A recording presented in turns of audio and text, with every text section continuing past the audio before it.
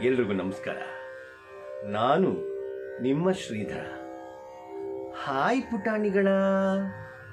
ಇವತ್ತು ಪುಣ್ಯಕೋಟಿ ಕಥೆಯ ಗೋವಿನ ಹಾಡಿನ 12ನೇ ಪದ್ಯವನ್ನು ಕಲಿಯೋಣವಾ? ಪುಣ್ಯಕೋಟಿ ಎಂಬ ಗೋವು ತನ್ನ ಕಂದನ ನೆನೆದುಕೊಂಡು ಮುನ್ನ ಹಾಲನ್ನು ಕೊಡುವೆನೆನ್ನುತ್ತಾ ಚಂದದೀತ ಬರುತ್ತಿರೆ.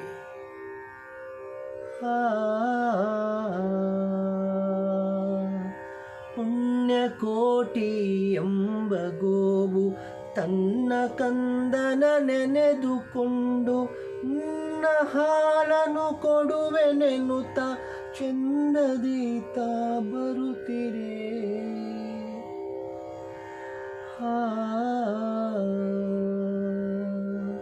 ಪುಣ್ಯಕೋಟಿ ಎಂಬ ಗೋವು ತನ್ನ ಕಂದನ ನೆನೆದುಕೊಂಡು ಮುನ್ನ ಹಾಲನ್ನು ಕೊಡುವೆನೆನ್ನುತ್ತ ಚಂದದೀತ ಬರುತ್ತಿರೆ.